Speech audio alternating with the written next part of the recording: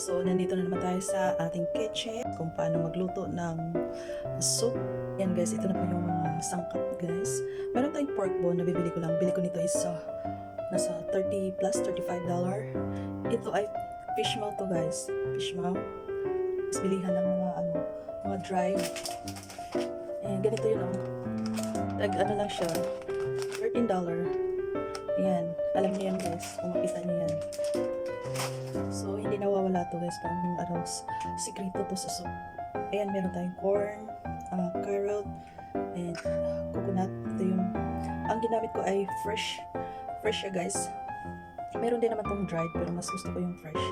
Kaya ayan, so, ang gagawin na muna natin ay itong pork bone guys ay i-blanch muna natin yung pork bone guys. I-blanch muna natin. Itong fish maw i-blanch din natin, pero unahin natin ito i-blanch. So ayan, nagpakulo na ako ng tubig. Unahin natin yung pork bone. So habang i-blanch natin yung pork bone ay ilagay na muna natin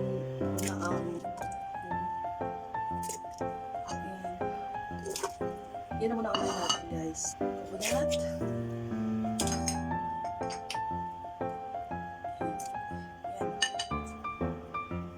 So, takpan lang muna natin guys. Ang pag-blanch ng pork bone guys, ayan. Lagyan natin siya ng cooking wine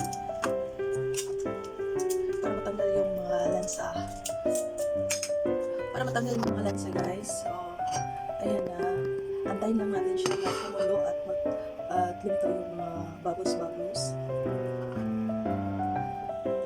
Sorry guys, nakalimutan ko pala ang ito ay sayote. So, ihalo na rin natin. Ayan, halo na natin. Andiyan na rin yan lahat. Ayan, kumulo na guys. Lagyan natin ng konting cooking wine. Ayan. Takpan ulit. So, ito guys, okay na to. Pagkatapos nito, tanggalin natin at so, ito na guys, tanggalin natin. Hugasan natin ng mabuti guys. Hugasan ng mabuti. Pagkatapos ilagay na natin, ihalo na sa lahat.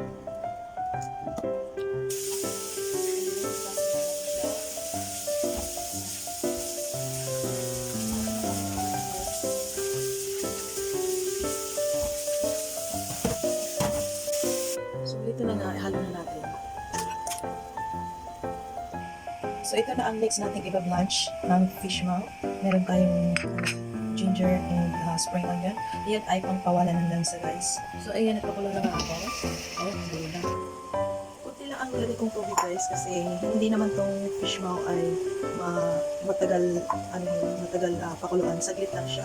So, kaya ganyan lang ang tubig karami. Ayan, halo lang.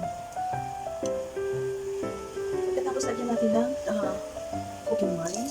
Ayan. So, pakuluan na natin ng pakuluan. 10 minutes. So, ayan na guys. Pwede na to. Hugasan lang natin. Pagkatapos, ihalo na rin natin sa soup natin.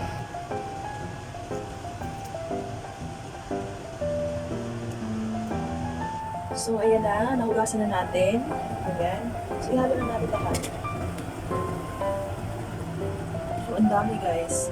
So, pakuluan lang natin to guys ng 1 hour and 30 minutes. Ako mostly pag long soup talaga 1 hour and 30 minutes or either 2 hours. Kasi para mas talaga yung mas malasa kasi pag napakuluan natin. 1 hour and 30 minutes. Takpan lang natin. So, ayan. Takpan naman natin. Hintayin natin ang 1 hour and 30 minutes. So, ito na nga guys. Naluto na ang ating soup.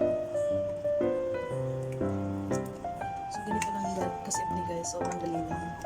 Pakuluan lang ng pakuluan ng 1 hour and 30 minutes.